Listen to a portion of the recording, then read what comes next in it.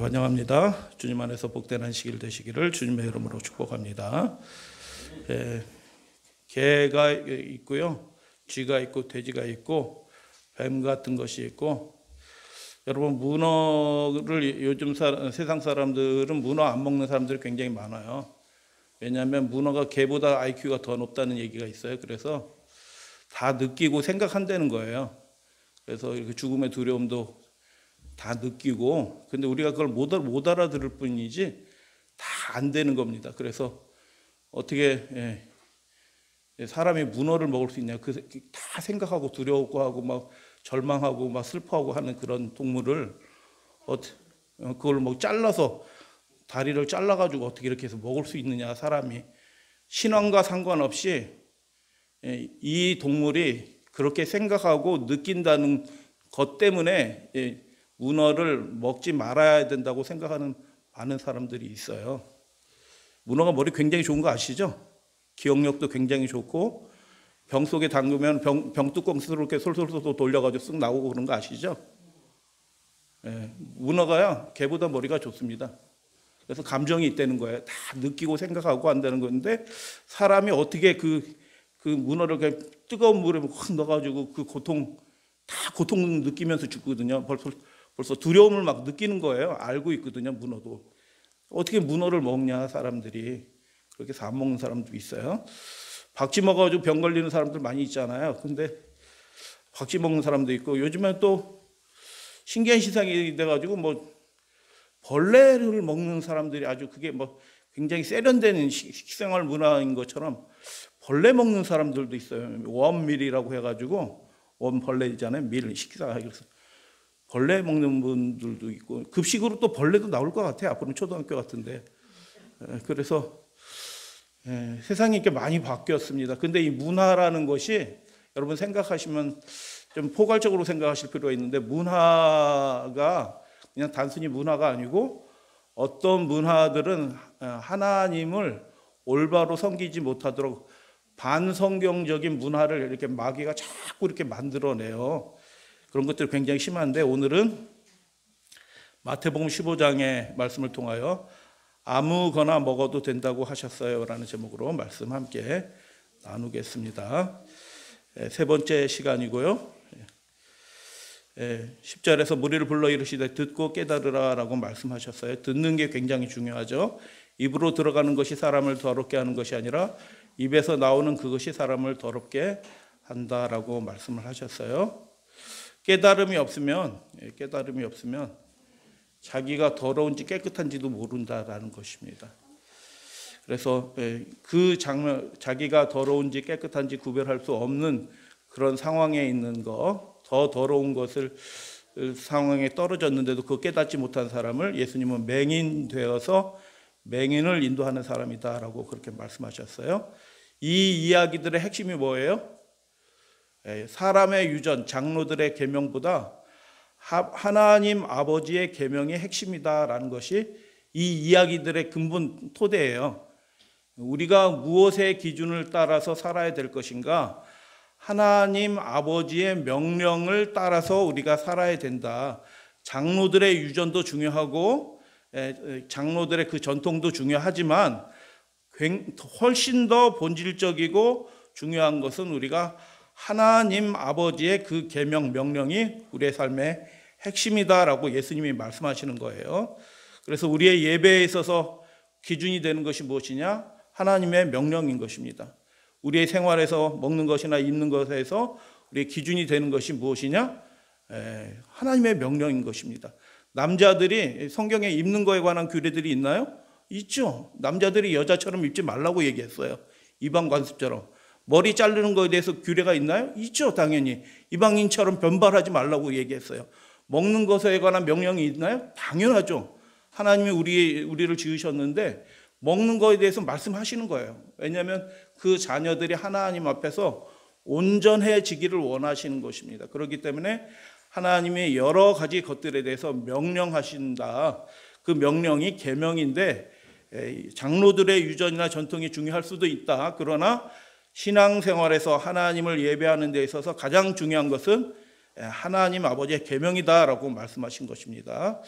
근데 제자들이 잘 깨닫지 못한 것이죠. 그 맥락을 잘 깨닫지 못해서 베드로가 대표로 물어봅니다. 뭐라고 물어보냐면 이 비유를 우리에게 설명해 주십시오. 무슨 비유예요? 입으로 들어가는 것이 사람을 더럽게 하는 것이 아니라 입에서 나오는 그것이 사람을 더럽게 한다. 이해될 듯하면서도 이게 어렵다. 이게 예수님 도대체 무슨 소리예요? 이렇게 물어본 거예요.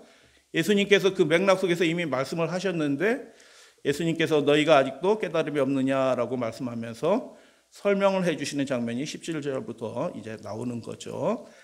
입으로 들어가는 모든 것은 배로 들어가 뒤로 내버려는 줄 알지 못하느냐.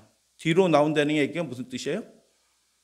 이렇게 해서 뒤로 머물러 있지 않는다는 거죠. 이게 들어갔다 나와버린다. 근데 마음 속에 있는 것은 어떻게 해요? 나온다? 안 나오고 계속 있다가 계속 입으로 나와서 그 사람을 더럽게 한다. 입에서 나오는 것은 마음에서 나오니 이것이야말로 사람을 더럽게 하느니라 라고 말씀하셨어요. 마음에서 나오는 것들이 이런 것들이다라고 하면서 6가지를 얘기해요. 악한 생각, 즉 살인과 간음과 음란과 도둑질과 거짓 증언과 비방이니 이런 것들이 사람을 더럽게 한다. 그러니까 그 속에 그런 것들이 들어있다가 나오는 거예요. 안 보이지만. 그러니까 속에 들어있으니까 그 들어있는 그것 때문에 그 사람이 더러워진다. 그것들이 입으로 표현될 뿐이지 실제로는 어디 들어있다는 거예요? 그 마음 속에 들어있다라는 것입니다. 근데 마음 속에 원래 뭐 들어있어야 돼요? 우리 어린이들 대답 한번 보세요. 우리의 마음 속에 하나님이 우리의 마음을 지으셨거든요. 짐승들은 마음이 없어. 근데 우리들만 마음이 있어. 하나님하고 통하는 거야.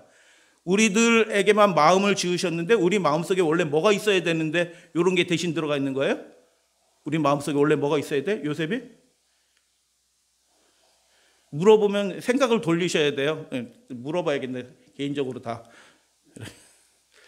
우리 마음속에 원래 하나님의 법이 있어야 되는 거예요. 그게 하나님의 뜻이에요. 마음이 우리의 삶에 우리 인생에 있어서 성전이에요. 성전. 성전 안에 뭐가 있어요? 하나님의 법이 있는 것처럼 우리 마음 속에 하나님의 법이 있어야 되는 곳이에요. 근데 지금 예수님이 말씀하시는데 하나님의 법이 있어야 될 명령 계명이죠. 법이 있어야 될 곳이 무엇이 다른 게 들어가 버려 있어요? 하나님의 계명에 반대되는 것들이 들어가 있는 거예요. 간음하지 말라, 살인하지 말라, 도둑질하지 말라, 거짓 증언하지 말라. 이런 것들이 대신 하나님의 계명 대신 엉뚱한 것들이 반대되는 것들이 들어가 있다. 그래서 그 엉뚱한 것들이 들어가 있고 해결이 되지 않는 상태에 있는데 이 상태가 그 사람을 더럽게 하는 것이다 라고 말씀을 하신 거죠. 제자들이 이해가 됐을까요? 이해됐을 것 같아요. 예수님은 설명도 아주 잘 하시는 것 같아요. 길게 설명 안 해. 다 이해가 됐을 것 같아요. 20절 이런 것들이 사람을 더럽게 한다. 마음속에 뭐가 들어가 있어야 돼요? 하나님의 법이 들어가 있어야 되는데 그 반대의 것들이 들어가 있고 해결이 안 되는 상황에 있어요. 씻지 않은 손으로 먹는 것은 지금 예수님이 뭐 말씀하시는지 잘 주목해서 보셔야 돼요. 입으로 들어가는 모든 것은 사람을 더럽게 하지 않는다. 그러면 아무거나 집어넣어도 돼. 입에다 휘발유 집어넣어도 되겠네요? 똥 집어넣어도 되겠네? 다시 이렇게 해서 이렇게 똥 나왔던 거 다시 집어넣어도 되겠네? 그런 것이 아니고 이 말씀의 배경이 뭐예요? 먹는 방법에 관한 얘기예요. 씻지 않은 뭐요? 손으로, 손 씻지 않고 먹는 것 때문에 이 문제가 발단이 시작이 됐잖아요. 먹는 방법에 관한 부정에 관한 규례, 특별히 그것으로 관한 문제이지 먹는 것이 다 정하다. 제가 이제 그 특별한 목적을 가지고 글을 쓰기 위해서 책들을 많이 본 때가 있어요. 근데 어떤 책들은 우리나라에 없는 책이에요. 그 아마존 같은 데 구할 수도 없어. 논문, 박사학위 논문으로 나온 거기 때문에 그게 또 프린트 되지도 않았어요. 근데 정말 중요한 논문인데 우리나라에 딱 한 군데 있더라고요. 살펴봤더니 저 서울신학대학교에 있어요. 그래서 그 한 권의 책을 보려고 제가 시간을 내서 벌써 한 10년 전에 거기에 가가지고 허가증 맞아가지고 들어가서 그 책을 복사해서 보고 다 처음부터 끝까지 다 번역하고 제가 이렇게 영어 실력이 좋으면 쭉 읽어도 다 되겠지만 어떨 때는 맥락이 잘 안 돼서 정확하게 이해하려면은 다 번역하면서 읽어야 돼요. 한 구절 한 구절 다 정말 훌륭한 논문을 읽었어요. 야, 진짜 그 대가가 말하기에 탁월한 논문이라고 했는데 진짜 읽어보니 진짜 탁월하고 훌륭하다. 그런데 그곳에서 이 마가복음 7장 얘기에 이게 연결된 얘기 나오면서 이 먹는 얘기를 하면서 옆으로 세더라고요. 예수님이 아무거나 먹으라고 하셨다. 이렇게 설명을 해. 야, 그래서 오게티다. 어떻게? 정말 이건 중요한 거거든요. 중요한 건데 잘 설명하고 정말 또 중요한 부분은 엉뚱한 대로 이렇게 설명하는. 그래서 다른 중요한 서적들도 이렇게 살펴보면 꼭 이 마태복음 15장, 마가복음 7장의 이 말씀을 엉뚱한 대로 입으로 들어가는 것이 부정하게 하는 것이 아니다. 그러니까 아무거나 먹어도 된다라는 것처럼 예수님이 얘기하신 것으로 그렇게 해놨더라고요. 그래서 안타깝다. 이 사건의 배경이 예, 손 씻는 거. 손 씻는 것 때문에 왜 장로들의 유전을 안 지키냐? 손도 안 씻고 먹냐? 예. 예. 예, 그래서 예, 그거에 대해서 이제 하신 말씀이죠. 예, 그래서 씻지 않은 손으로 먹는 방법에 관한 것입니다. 예, 그래서 입으로 들어가는 모든 것이 뒤로 나온다. 그러나 씻지 않은 손으로 먹는 것, 그렇기 때문에 사람을 더럽히는 것 아니다. 그래서 방법에 관한 거예요. 씻고 먹는 게 좋은 거예요. 그죠? 당연하죠? 씻고 먹는, 목욕할 수 있으면 목욕하는 게 좋아요. 목욕하고 손 씻고 정결하게 해서 하나님 앞에 음식을 주신 하나님께 감사하면서 하나님 감사합니다 하고 기도하고 식사에 참여하는 게 훨씬 영적인 생활에도 좋을 것 같아요. 실제로는. 근데 그렇게 못할 수도 있다라는 겁니다. 근데 그런 것보다 훨씬 더 본질적인 것이 우리 마음속에 하나님의 법 계명이 새겨져야 된다라는 것입니다. 마가복음 7장 29절을 말씀을 그래서 많은 사람들이 오해하고 있어요. 문어 먹어도 된다. 뱀장어 먹어도 된다. 먹고 싶은 거 먹어라. 어느 교단에서는요, 부흥회를 하잖아요. 부흥회를 하는데 그 강사 목사님이 오셔가지고 특별한 목적으로 부흥회 하는 거거든요. 거기는 그래서 부담을 많이 가져요. 부흥회 하면. 우리도 뭐 전도회 하면 부흥회인 줄 알고 사람들이 부담을 가져. 여기 오는 걸 참석하는 걸. 부흥회 하면 뭐 이렇게 갖다 바쳐야 되는 건 분위기거든요. 근데 부흥회 하면 강사 목사님을 대접한다고 아주 좋은 음식을 준비해요. 뭘 준비하냐면 큰 게를 한 마리 삶아가지고 그 게를 삶아가지고 보신탕을 딱 해가지고 목사님도 먹고 장로님도 먹고 성도들도 먹고 완전 보신탕 잔치하는 날이에요. 부흥회가. 그리고 성령 받으라 하고 살라살라 성령 축복하는 기도하고. 그래서 이게 참 성령 그 영이 하나님의 영일까? 성령은 거룩한 영이거든요. 속된 것과 그렇지 않은 것을 구별하는 영이고요. 거룩한 것과 그렇지 않은 것들을 하나님은 구별하시는 분이시거든요. 근데 아무거나 먹을 수 있다라고 하면서 막 그렇게 하면서 개고기 파티를 하면서 부흥회를 하더라고요. 아침 저녁으로 계속 개고기를 잡아 먹는 거예요. 예. 장례식이 끝나면 예, 전주교도 그러고 제가 아는 교회는 아주 성령 강조하는 어떤 교단이 있어요. 이는 마음으로 들어가지 아니하고 배로 들어가 뒤로 나가면 똑같죠. 이러므로 모든 음식물을 깨끗하다 하시니라. 이게 누가 하신 말씀이에요? 마가의 말이에요? 예수님의 말이에요? 말 같은데 이건 이러므로라는 것은 요약이에요. 요약. 마가 그렇게 이야기하는데 그 입으로 들어가는 음식이 사람을 부정하게 하는 것 아니다라는 취지로 요약해서 말한 거예요. 근데 핵심은 뭐예요? 먹는 방법, 씻지 않는 손에 관해서 문제가 있는 것이 아니다라는 예수님의 말씀을 그렇게 요약을 한 것입니다. 씻지 않은 손, 더러워진 음식, 더러워진 몸 이렇게 되는 것입니다. 그래서 이 5가지로 이제 요약을 할 터인데 한번 잘 보시게 되길 바랍니다. 모든 음식물이 깨끗하다? 먹고 싶은 거 먹어도 돼요.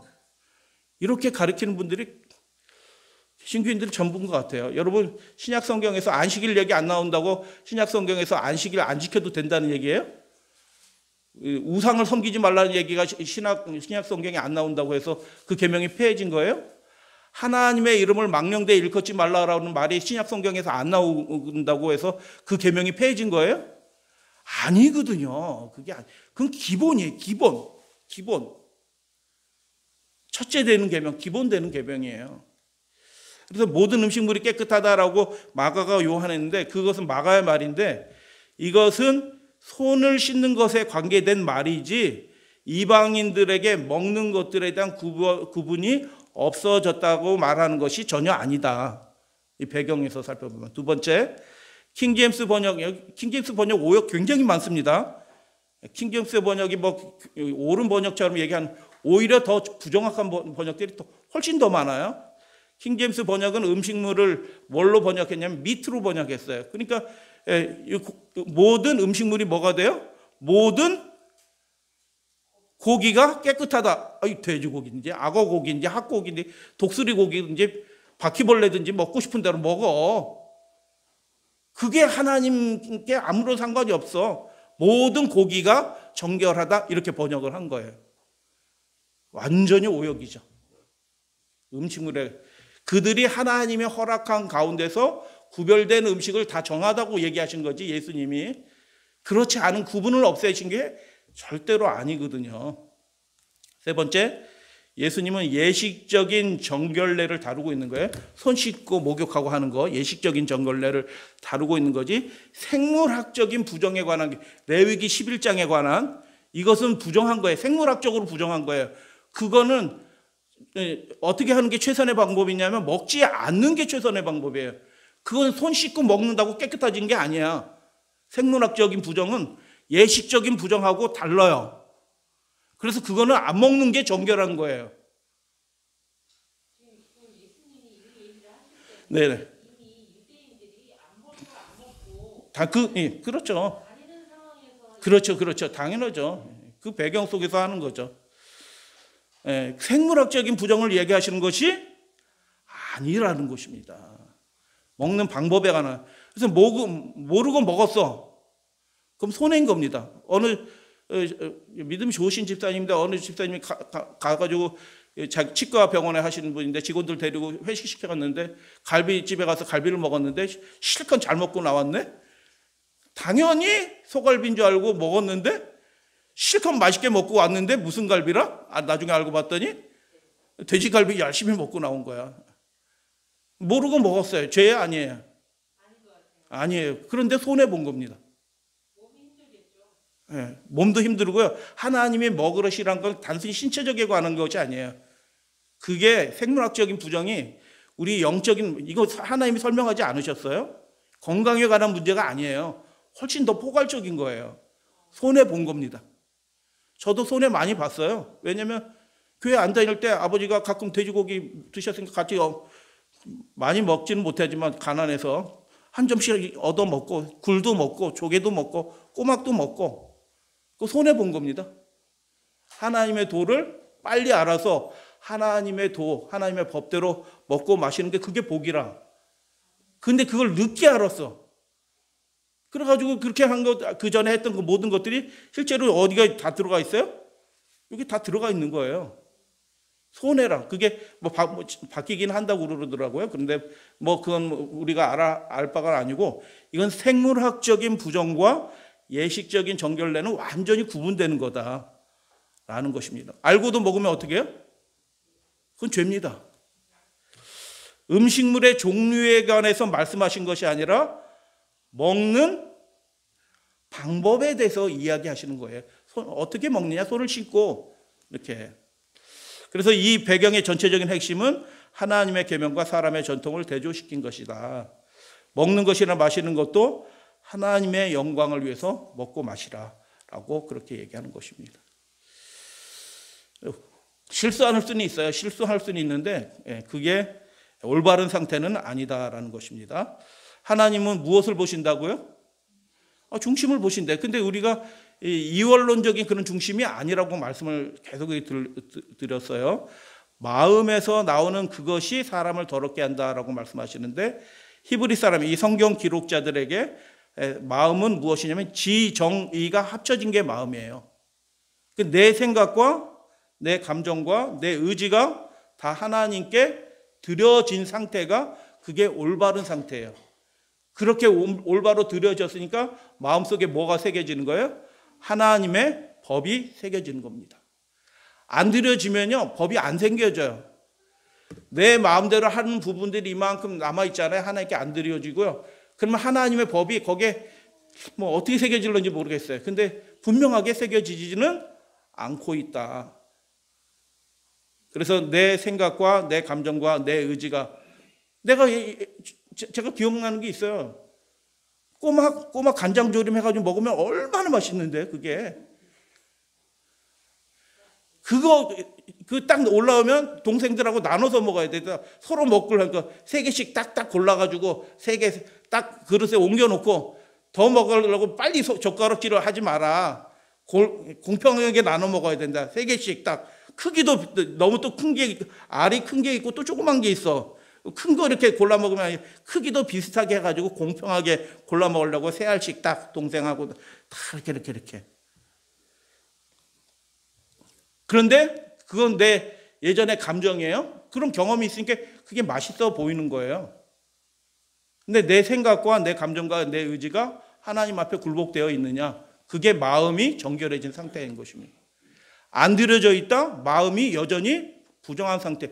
하나님의 법이 있어야 될 자리에 아직도 굴복하지 않은 내 마음, 세상적인 것들, 인간적인 생각들, 인간적인 감정들이 여전히 내 속에 있다. 그것이 그 사람을 부정하게 한다. 손해보고 있다라는 겁니다. 그게 손해보고 있는 상태예요. 우리 마음이, 우리 생각이, 우리의 의지가 하나님께 다 드려진 상태가 진짜 복이로다, 하나님이 기뻐하는 상태예요. 그래서 예수님은 이 말씀을 통해서 하시고자 하는 기본적인 말씀의 토대는 이것이죠. 우리의 마음을 하나님의 명령에 굴복시키라. 그게 영적 생활의 기본이고 핵심이다. 손을 씻는 문제는 그렇게 중심부에 있는 문제는 아닌 것 같다. 어떻게 센 거로 먹는지, 익혀서 먹는지, 그게 그렇게 중요한 문제는 아닌 것 같다. 그러나 음식물 아무거나 먹어도 된다? 그런 것은 도무지 이 성경에서 나올 수 있는 말은 또 아니다. 생물학적인 부정에 관한 말씀은 아니다. 음식물의 종류에 관한 문제도 역시 아니다. 우리의 마음을 하나님께 굴복시키라고 말씀하십니다. 그러나 이 마음을 굴복시키라는 얘기가 무슨 뜻이라고요? 내 생각과 감정과 의지를 기분 나쁘더라도 하나님 앞에 어떤 것들을 굴복하면서 하나님, 제가 잘못했습니다. 제가 그 사람과 이런 문제에 있어서 제가 해결하겠습니다. 라고 내 감정과 내 의지를 굴복시키는 것. 그게 마음이 정결해진 상태이죠. 마음에 하나님의 계명이 작동되고 있는 그런 상태입니다. 그래서 잠깐 요약을 해보면 이렇게 될 수 있을 것 같아요. 먹지 말라라고 명령하신 분 누구셔요? 생물학적 부정에 관한 거예요. 지금 손을 씻고 먹는 문제가 아니고 레위기 11장에 있는 것처럼 먹지 말라고, 독수리, 당아 이런 것들 먹지 말라고 하셨잖아요. 악어, 뱀 이런 거 먹지 말라고 했잖아요. 토끼, 그런 거 먹지 말라고 명령하신 분이 누구예요? 하나님이에요. 지으신 그분이 명령하신 거예요. 근데 임의로 먹는다? 이건 무슨 뜻이에요? 자신이 결정권을 가지겠다는 뜻이에요. 자기가 하나님이 되는 거예요. 자신이 되는 거죠. 이게 반역의 시초입니다. 에덴 동산에서 일어났던 반역의 그 시초가 이겁니다. 내가 결정할래요. 내 생각대로 결정할래요. 보암직도고 내 감정이 저게 먹고 싶은데 내 감정대로 결정할래요. 내 의지대로 결정할래요. 라고 한 것이 반역의 시초입니다. 우리의 마음이 하나님께, 그 하나님의 명령과 주권에 우리가 굴복되어 있는 상태가 에덴 동산의, 기쁨의 동산의 상태고 가장 행복한 상태인 것이죠. 여러분, 베스킨라빈스, 저는 그 조사해보고 확인한다면 저는 베스킨라빈스 아이스크림 중에서 2가지나 3가지는 거기 돼지뼈 안 들어가 있어요. 근데 나머지는 다 돼지뼈가 들어가 있어요. 그게 응고제가 다 돼지뼈가 갈아서 한 거거든요. 모차렐라틴인지 이름을 잘 모르겠는데 하여튼 그런 것 같아요. 만드는 과정 보니까 돼지뼈를 갈아서 만들더라고요, 아예. 그래서 저는 그거 알고는 그러면서도 뭐 아이스크림이니까 다 똑같은 아이스크림하고 그렇게 먹을 수 있을까요? 마음이 떳떳해서 못 먹겠더라고요. 돼지뼈로 합니다. 다 돼지뼈. 초코파이 뭐 어린이 행사 같은 거 하고 뭐 하고 하면 선물하면 초코파이 많이 줬죠. 이거는 제가 20년 전에 직접 초코파이 오리온한테 전화해가지고 확인한 거예요. 우리 아이가 초코파이 너무너무 좋아해. 연구원 거기에서 전화하고 그 하얀 게 도대체 뭘로 만드는 거예요? 이렇게 물어봤더니 그분이 아주 기쁜 마음으로 좋아한다니까 기쁜 마음으로 아주 친절하게 가르쳐주는데 돼지뼈 갈아서 만드는 거예요. 그리고 OS 사주지 초코파이 안 사줍니다. 한 번도 초코파이 산 적이 없습니다.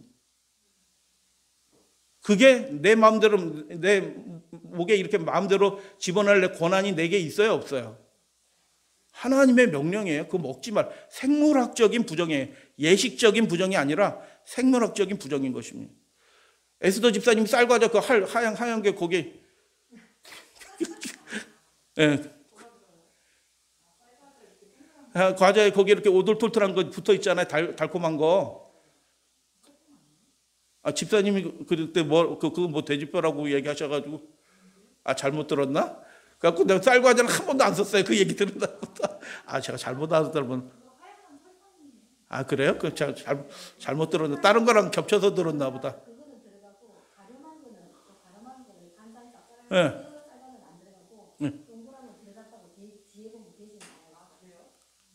집사님이 얘기하셨나 보다. 저는 에스더 집사님이 얘기. 하여튼 초점이 그래가지고 다음에 쌀과자 사는 대신에 다른 과자 싸면 되는 거예요. 대체제가 많이 있어요. 꼭 그거 먹을 필요가 없는 거거든요.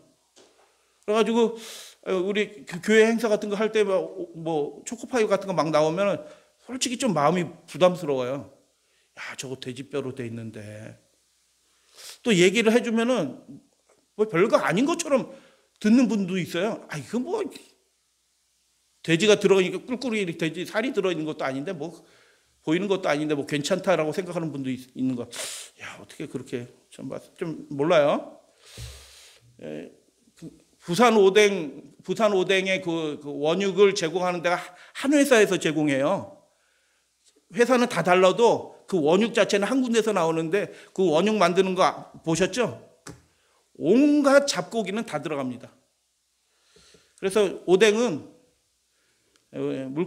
비늘이 있고 이쁘게 생긴 물고기로 만든 게 아니에요. 거기에 온갖 잡고기, 뭐 칼치, 네. 네. 만드는 걸 과정을 보면 예. 여러 군데서 이게 잡동사니가 온갖 잡동이 남은 거 짜투리는 다 들어와서. 사람들이 지금이 옛날에는 딱 이게 냉동 시설이 안 되고 네네네네. 그거 못 먹는 거는 네네. 우리 동네도 예전에 면목동에서도 먹을 게 없으니까 그 오뎅 그 잡고기 넣어가지고 갈아가지고 튀기는 것도 냄새가 얼마나 좋은지 저거 한 덩어리쯤 얻어 먹었으면 얼마나 좋을까. 오뎅 공장 현에. 살균을 한다고 해가지고 예.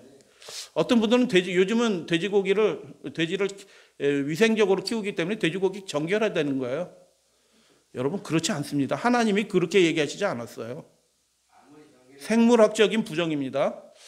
라면 스프에 대부분 돼지고기 들어있어요. 다 표시가 됐어요.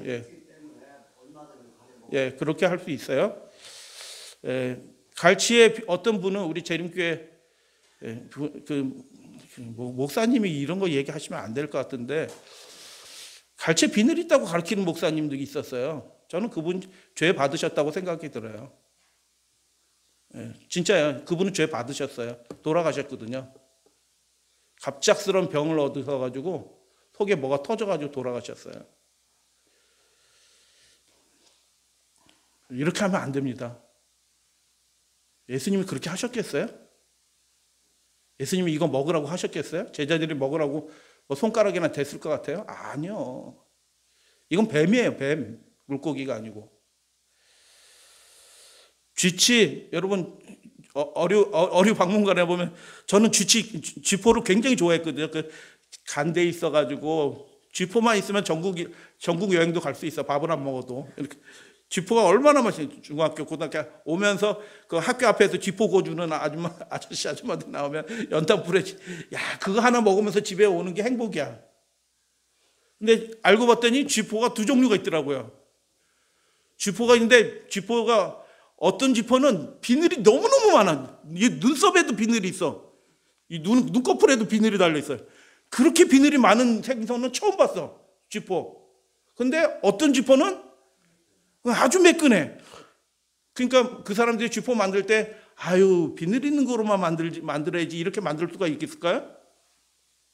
그렇지 않아. 고기가 비늘이 있고 없고 그러나요? 예. 그거는 MSG가 너무 많이 아, 그래, 맞아. 조미료 맛에 먹는다니까. 그 조미료를 쫙 눌러놓으면, 아, 그 냄새가 오면, 아, 그렇게 생각하시는 분인데, 그 이제 생물학적으로 다른 거예요. 예. 하여튼 이거, 그래서 몇 가지만 말씀을 드렸는데, 이것의 핵심은 뭐냐면, 하나님의 계명이라는 것입니다. 계명, 명령. 그래서 명령하신 분이 하나님이시고, 결정권이 우리에게 있는 게 아니에요. 물론 우리가 하나님의 형상으로 지음을 받았기 때문에 선택권은 우리에게 있어요. 선택권이 우리에게 있다고 우리가 마음대로 먹으라는 허락은 아니라는 거예요. 우리에게 결정권이 사실상 없는 거예요. 먹지 말라고 하셨기 때문에. 생물학적인 부정에 관한 거예요. 그래서 마가복음 7장, 마태복음 15장 이 말씀을 예식적인 부정을 생물학적인 부정하고 연결시켜가지고 그냥 완전히 뒤죽박죽을 만들어가지고 다 먹어도 되는 것처럼 그렇게 가르치는 책들을 이렇게 보면서, 분들을 보면서 참 안타깝다. 하나님의 이게 명령인데 생물학적인 부정은 정결하게 되는 방법이 있어요, 없어요? 다른 것들은 시체를 만지면 저녁까지 손 씻고 목욕하고 저녁까지 일주일 동안 후에 정결하게 되는 방법들이 있어요. 근데 이 생물학적인 부정은 정결하게 되는 방법이 없어요. 하나님이 말씀하지 않으셨어요. 정결하게 되는 유일한 방법이 뭐예요? 안 먹는 거라. 예. 손해본다는 거예요. 왜 손해보냐면 먹지 말라고 하는데 알고도 그걸 먹는다? 그러면 그 사람의 영성에 손해보고 여러 가지 우리가 알 수 없는 방법으로 손해를 보는 거예요. 실제로는요. 그래서 결정권을 우리에게 갖는 것이 아니라 어떤 명령하신 것에 있어서 결정권은 하나님께 있다 하고 하나님께 결정권을 드리는 것이 그게 마음을 드리는 거예요. 이해가 되시죠? 우리 어린이들 학생들. 마음을 드린다는 게 내 하고 싶은 데 다고 하나님 내 마음은 하나님께 있어요. 이게 아니고 내 결정권을 하나님께 드리는 게 마음을 드리는 거예요. 그렇게 되는 게 마음이 성령에 의해서 정결하게 되어가는 그 복된 상태에 있는 것이에요. 그렇죠. 예수도 제자들도 이런 것을 먹지 않았고 그것을 먹을 수 있다라고 변경이 있는 것처럼 어떤 암시도 그런 가르침을 주지도 않았어요. 그런 먹는 사람들 입장에서요, 합리화시키는 예, 많죠. 마음에서 예. 사도 바울이 아니라 하나님이 나를 거기 거기까지는 안 나가겠습니다. 예, 먹고 마시는 거 하나님의 나라 이제 제사제도에 관한 얘기인 건데 골로새에 관한 것도 얘기도 나오고 그러는데 그런 배경이 아닌 거죠. 그 배경 속에서 읽어야 되는 거죠. 그래서 자신이 원하는 대로 먹는 것을 선택하는 것이 예수가 강조한 그 마음이 부정해진 거예요. 자기 마음대로 선택하는 상태가. 온갖 더러운 것이 마음속에 막 생겨나요. 나에게는 살인하고 하자 하는 마음은 안 생길 수 있어. 근데 도둑질하는 마음이 막 생겨. 여러 가지 마음의 질병들이 그 마음이 하나님께 드려지지 않는 상태에서는 여러 가지 다른 것들이 사람마다 다른 것들이 약점이 들어와서 그 사람을, 그 가정을, 그 인생을 불행하게 만드는 일들이 벌어지는 거예요. 그래서 선택권을 하나님께 드리자. 그래서 마음을 더럽게 하는 것은 무엇이냐라는 것을 보게 될 때 예수님이 이 말씀을 통해서 우리에게 이런 말씀을 해주신 거죠. 자기의 생각을 따라 장로의 유전을 따라 사람의 계명을 따라 선택하는 그것들이 마음을 오염시키는 거다. 하나님의 명령 계명을 따라야 된다라고 말씀하시는 것입니다. 그래서 입에서 나오는 것들은 마음에서 나오나니 이것이야말로 사람을 더럽게 한다. 마음에서 나오는 것은 악한 생각과 살인, 간음, 도둑질, 거짓. 사람마다 나오는 게 달라요. 어떤 사람은 비방이 막 나와.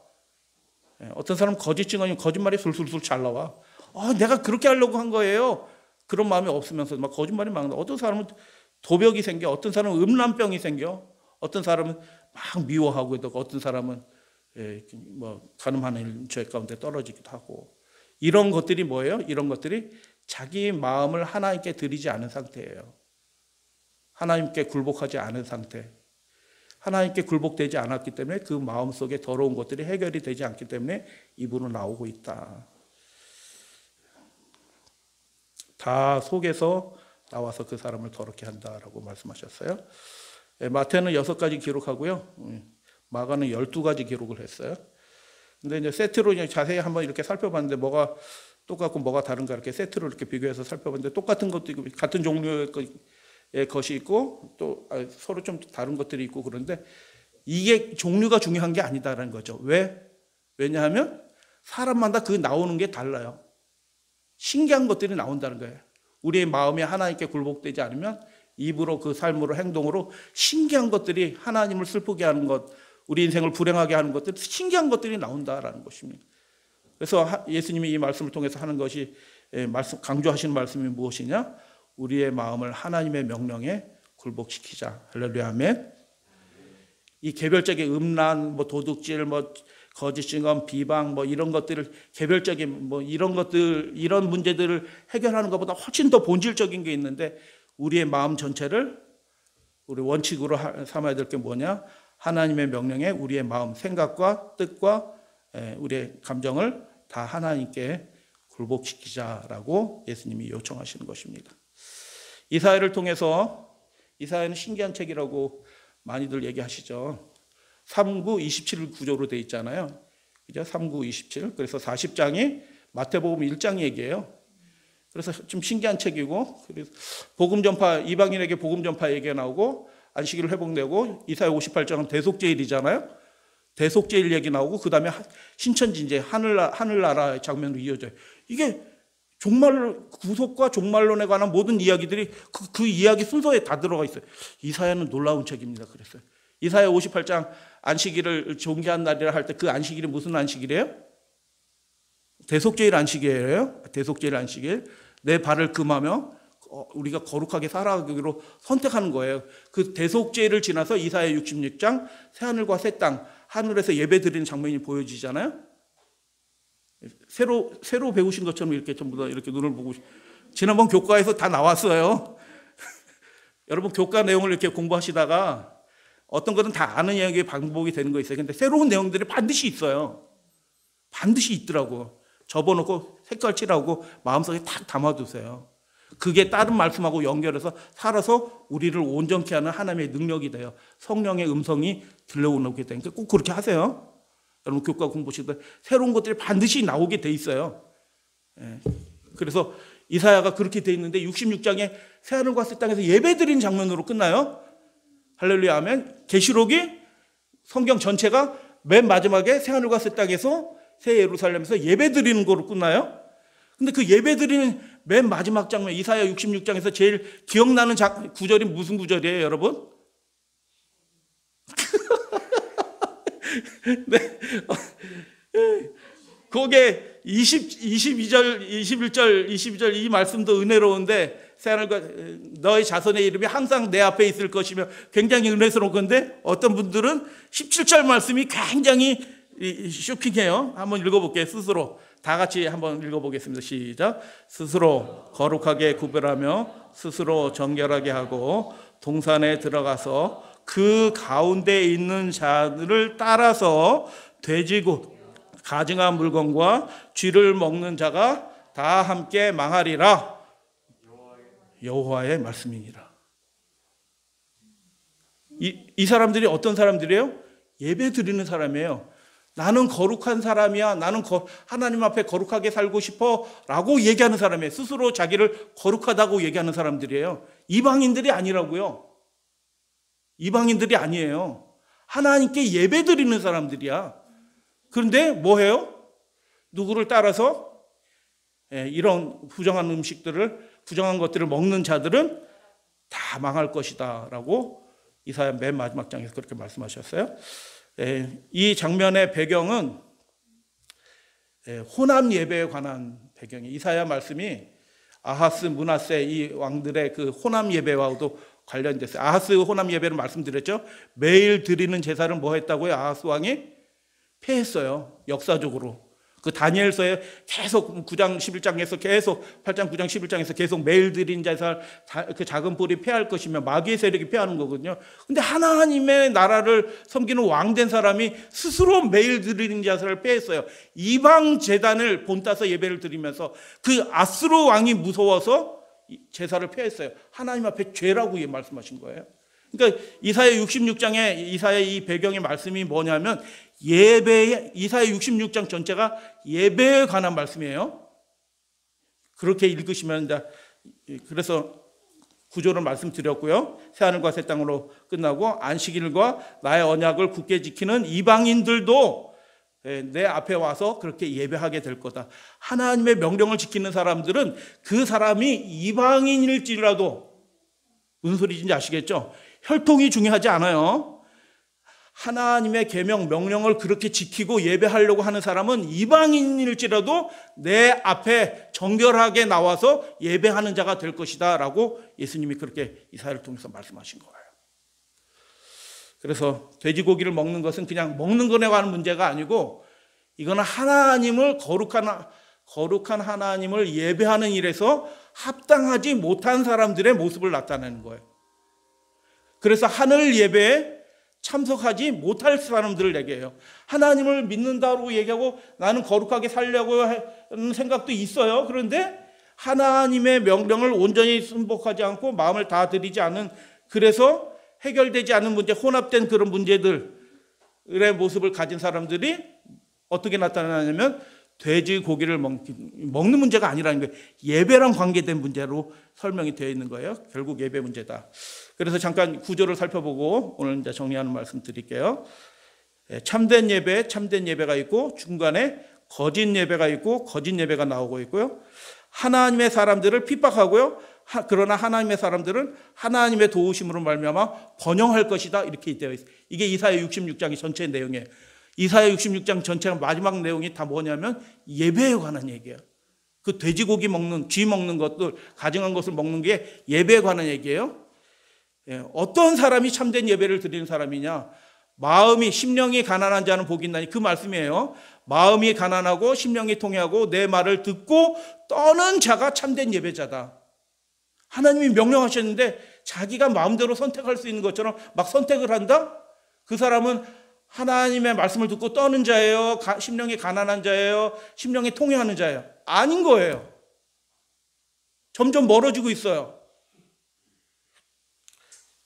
그래서 이스라엘 자손이 열방을 깨끗한 제물로 드린다라고 얘기했는데, 이 깨끗한 제물로 드린다는 건 뭐냐면 그렇게 하나님의 명령을 따라 스스로 예배를, 자기의 삶을 구별한다는 뜻이에요. 근데 거짓 예배자들은 어떻게 해요? 가증한 것을 기뻐한다. 혼합 예배 얘기하는 거예요. 개의 목을 꺾고 있다. 돼지의 피를 드리고 있다.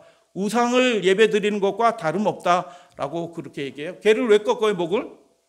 예배 드리느라고 한 거예요. 돼지 피를 흘려요. 그래서 그 돼지고기도 먹어. 스스로 거룩하다는 자, 스스로 깨끗한 자를 내가 불과 칼로 심판하겠다라고 얘기해요. 하나님의 백성이에요. 심판받는 사람들이. 근데 그 사람들이 어떻게 해요? 돼지고기 가증한 것, 쥐를 먹는 자. 다 자기의 선택권을 자기가 가지고 있는 거예요. 하나님께 굴복시키지 않았어요. 마음을 하나님께 드리지 못했어요. 그래서 그들의 예배는 거짓 예배는 것입니다. 가증한 것으로 예배 드리는 것이다 라고 얘기하는 것입니다. 그들이 참된 믿음을 가진 자들과 원수가 될 거다. 미워할 거다. 왜? 마음이 하나님께 드려지지 않았기 때문에 그렇게 하는 사람들을 미워하게 될 거다. 근데 하나님이 보응하실 것이다. 그 하나님의 뜻대로 살고자 하는 사람들은 예루살렘이 영화롭게 될 때 그 사람도 함께 기뻐할 것이다. 그래서 결론은 참된 예배와 거짓 예배로 딱 이 내용들이 구분이 되는 것입니다. 말씀대로 살기를 원합니다. 우리가 예전에 그래서 없어졌을 것 같아. 한 10년, 20년 지나면 그게 없어지겠죠. 뭐 계속 남아 있으려나? 그 생물학적 부정인 같은 거. 저도 돼지고기 먹어봤거든요. 꼬막 먹고 홍합 국물, 그 홍합 국물 맛있잖아요. 그거 얼마나 맛있어. 잘 모르시는 분들이 계신데 맛있어요. 먹으란 뜻이 아니죠? 우리가 선택권은 누구에게 있다고요? 하나님께 있어요. 우리의 의지가 하나님께 드리는 거예요. 그래서 우리가 잘못했던 것들을 자꾸 반복할 필요는 없어요. 우리 새 마음으로 하나님께 예배드리기를 원합니다. 참된 예배자가 되기를 원합니다. 이사야 66장 그걸 말하는 것입니다. 그래서 이 먹는 문제가 간단한 문제가 아니다. 이게 예배와 하늘의 하나님 아버지 앞에서 영원토록 예배하는 자는 어떤 사람이냐? 정결하게 된 사람이다. 그러니까 먹는 것도 생각하는 것도 마음도 다 하나님 앞에 정결하게 되어야 된다라고 하나님이 예언해 놓으신 거예요. 직접 말씀하시면서. 재민 형제, 그 예전에는 못 들었던 거예요, 그죠? 근데 성경은 이렇게 돼 있어요, 실제로는. 네. 우리가 배워가는 겁니다. 배워가는 거고 우리 뜻을 누구의 뜻에 맞춰가는 거예요? 하나님의 뜻에 자꾸 맞춰가는. 그게 이제 하나님 앞에 거룩한 참된 예배를 드리는 자의 모습이에요. 더러운 옷을 벗기라고 말씀하셨어요. 그런 마음을 가지고 하나님 앞에 나오셨어요. 지난 날을 회개합니다. 그렇게 되면 하나님께서 더러운 옷을 벗기라라고 내 죄가를 뭐 했다고요? 제하버렸다 하고 깨끗하게 해주셨다라고 하고 아름다운 옷을 입히라.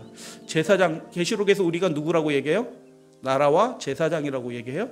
제사장에게 가장 중요한 덕목이 뭐예요? 키는 작아도 돼. 좀 나이가 많을 수도 있어. 근데 뭐가 제사장에게 가장 없어서는 안 될 덕목이 순결이에요. 순결. 그래서 하나님 앞에 죄를 회개하고 뉘우치고 그 죄가를 고백하면 하나님이 새 마음 주시고 그 죄가를 다 없애버린다. 정결하게 해주시겠다. 할렐루야 아멘.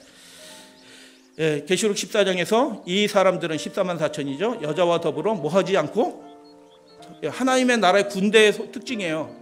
하나님의 군대는 뭐 이도 받고 삼도 가고 뭐 창 잘 던지고 활 잘 쏘고 이런 게 중요해요. 하나님 나라의 군대에서? 아니요. 하나님의 나라의 군대에서 핵심적인 게 뭐냐? 순결한 것이다라는 겁니다. 순결. 어린 양이 어디든지 인도하든지 따라가는 그렇게 순결한 계시록에 이긴 자들의 특징이에요. 그래서 계시록에 승리하는 자들에 관한 속성을 딱 하나 얘기하면 뭐냐면 순결이에요. 순결, 충성, 인내 뭐 이런 것들과 연결이 돼 있어요.